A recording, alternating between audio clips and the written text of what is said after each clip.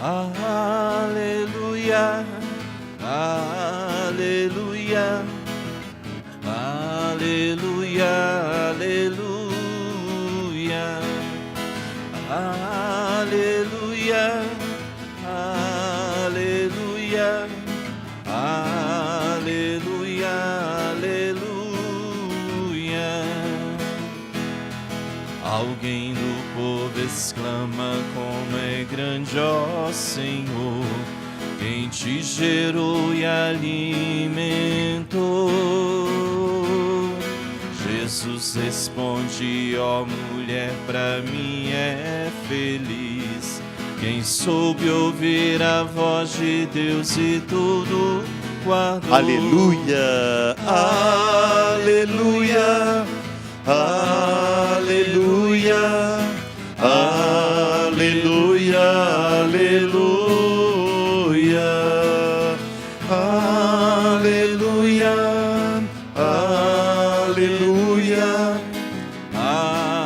Aleluia, aleluia. O Senhor esteja convosco. Ele está no meio de nós. É a proclamação do Evangelho de Jesus Cristo segundo Mateus. Glória a vós, Senhor. Naquele tempo, disse Jesus: ai de vós, mestres da lei e fariseus hipócritas, vós pagais o dízimo da hortelã, da erva doce e do cominho, e deixais de lado os ensinamentos mais importantes da lei, como a justiça, a misericórdia e a fidelidade. Vós deveríeis praticar isto, sem contudo deixar aquilo. Guias cegos, vós filtrais o mosquito, mas engolis o camelo. Ai de vós, mestres da lei, fariseus hipócritas, vós limpais o copo e o prato por fora, mas por dentro estáis cheios de roubo e de cobiça. Fariseu cego, limpa primeiro o copo por dentro, para que também por fora fique limpo. Palavra da salvação. Glória a vós, Senhor. Queridos irmãos, queridas irmãs, presentes aqui na Igreja Nossa Senhora da Glória, e você que nos acompanha pelas redes sociais da paróquia. Cada vez que nós viemos participar da missa, essa primeira parte, a liturgia da palavra, quer forjar em nós a cultura do Evangelho, quer iluminar nossas decisões, quer trazer sabedoria para a nossa vida. E as leituras de hoje são muito profundas, bonitas e muito atuais. Começamos a ler a primeira carta de Paulo aos Tessalonicenses. Estamos no capítulo 2. E eis que Paulo se defronta com uma dificuldade que a comunidade de Tessalônica está vivendo. Essa comunidade está muito preocupada com a iminente parousia de Cristo, ou seja, a segunda vinda de Jesus, ou seja, o fim dos tempos. E isso, ao invés de trazer esperança para a comunidade, está trazendo desespero, confusão, tumulto. Paulo, então, chama a atenção da comunidade, que, pensando no final dos tempos, já não quer nem trabalhar, e se tomou de um medo tal, se afastando da pregação do próprio Paulo enquanto esteve com eles.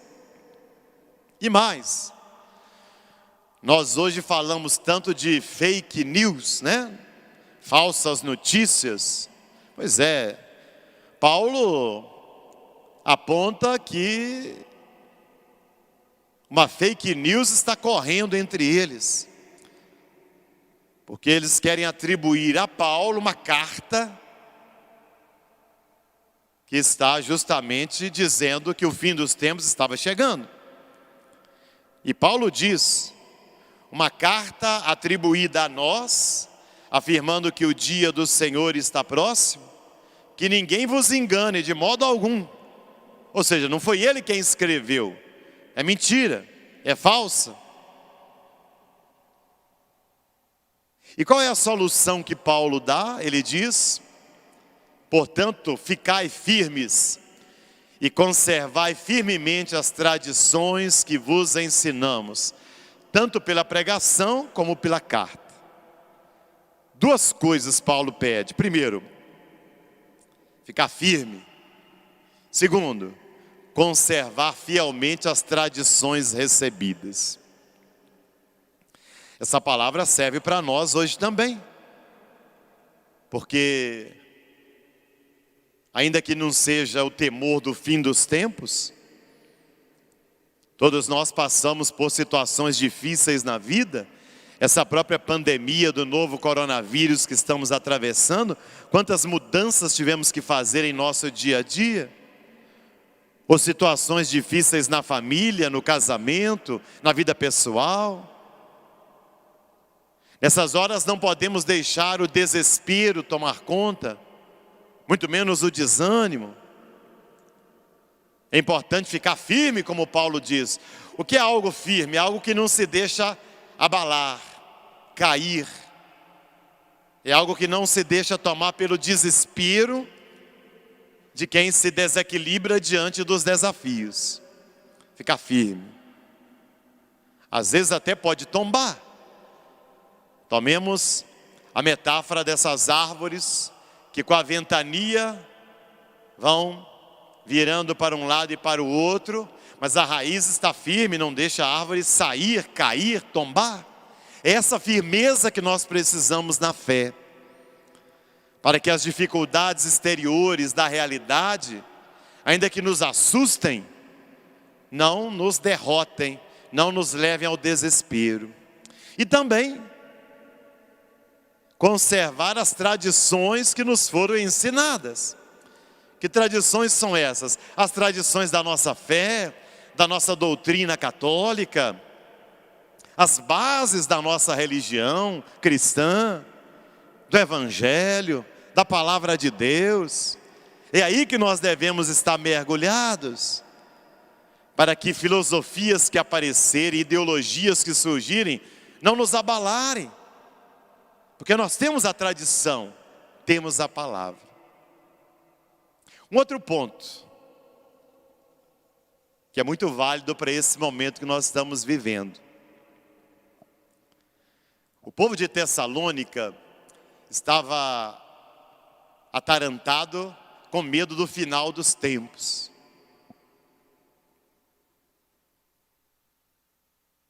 Haverá situações na igreja que irão nos assustar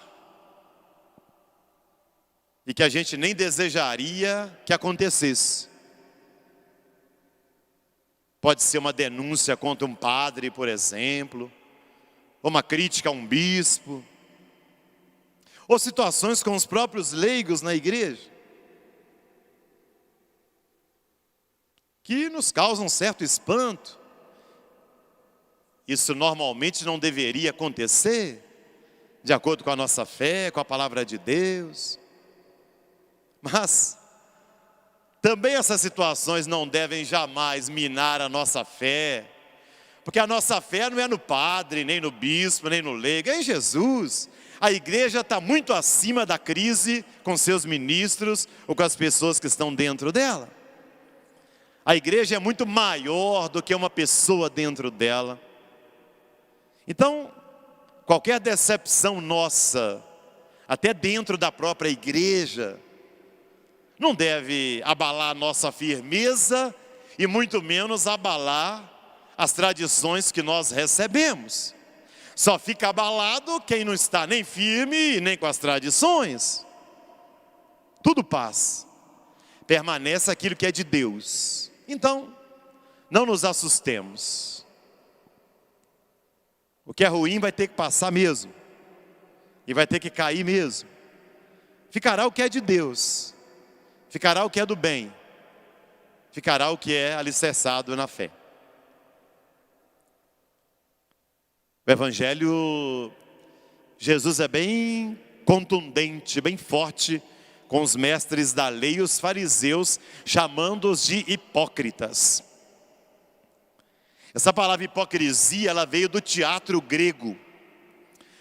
Quando os atores em cena usavam uma máscara na mão, todos vocês já devem ter visto isso, uma máscara do choro ou do riso, que inclusive hoje é o símbolo do teatro. E o ator era chamado de hipócrita, ou seja, aquela pessoa que vive a vida do outro, aquela pessoa que não é ela mesma, portanto ela finge. Isso veio do teatro. Depois passou para o linguajar comum. E hipócrita passou a ser toda pessoa falsa, fingida, mentirosa, que tem duas caras, que portanto não é ela mesma, ou seja, que não vive a verdade da vida. Jesus diz que os fariseus e os mestres da lei são hipócritas. Por quê? Porque eles valorizam as coisas mínimas, mas esquecem das coisas maiores. Porque eles valorizam os acessórios e esquecem das coisas absolutas. Jesus diz, pagam o dízimo do hortelã, da erva doce, do cominho, coisas pequenas, mas esquecem das coisas realmente que têm valor, a justiça, a misericórdia, a fidelidade. Ou seja, se preocupam demais com o exterior, as exterioridades, as aparências, porque ao pagar o dízimo dessas plantas, que era uma norma daquele tempo, eles mostram para todos os outros que eles estão pagando, cumprindo o rito, mas não cuidam do próprio interior, não cuidam do próprio coração, onde ninguém pode ver, a não ser eles mesmos e Deus. Então Jesus faz esse questionamento entre exterioridade e interioridade, que devem caminhar em equilíbrio, juntos. Mas o que Jesus aponta, e o que acontece muito na sociedade hoje, é uma preocupação exagerada com o externo. Meu cabelo, minha roupa, meu sapato, minha vaidade, minha beleza, meus cremes, meus perfumes, e uma pouquíssima preocupação com a minha vida interior, com a minha fé, com a minha justiça, com a minha solidariedade, com a minha caridade, com o meu amor, com a minha fraternidade, com o meu perdão, com a minha verdade interior. É isso que Jesus chama a atenção. E interessante que São Jerônimo, que vai fazer a tradução da Bíblia para o latim, ele, ao comentar esse texto de hoje, ele diz que Jesus critica os fariseus de ontem, e ele completa, e os fariseus de hoje, que somos nós. O próprio São Jerônimo é que afirma isso, não sou eu que estou falando. Para dizer que é uma palavra que também serve para nós, que também tantas vezes somos hipócritas. Quantas vezes nós também somos fingidos? Quantas vezes nós também queremos cobrar dos outros umas coisas que nem nós somos capazes de fazer? Quantas vezes queremos a perfeição das pessoas e somos tão pacientes conosco mesmos? Ai de vós, mestres da lei, fariseus hipócritas, limpais o copo e o prato por fora, mas por dentro estáis cheios de roubo e de cobiça. Por isso, o cristão, o seguidor de Jesus, vive de dentro. Ele vive com o coração transformado e não apenas vivendo para a plateia e não vivendo para que os outros vejam, vivendo apenas das aparências. Esse é um cuidado que nós todos precisamos ter.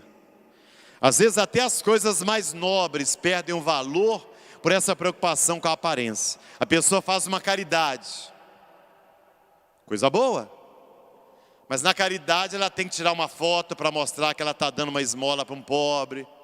Ela tem que tirar uma foto para mostrar que está dando uma cesta básica para uma família carente. Ela tem que falar para todo mundo que ela fez aquilo. Ou seja, perde o valor, virou vaidade. Deixou de ser um gesto gratuito de atenção ao pobre para ser exaltação de si mesmo. Orgulho, arrogância, vaidade. E é isso que Jesus chama a nossa atenção. Que sejamos humildes, simples.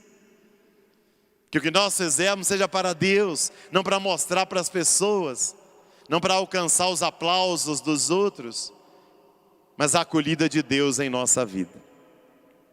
Que você, meu irmão, que você, minha irmã, que nos acompanha nessa Eucaristia, possa rever o quanto a hipocrisia está presente em sua vida, o quanto o fingimento e a falsidade ainda fazem parte do seu modo de viver.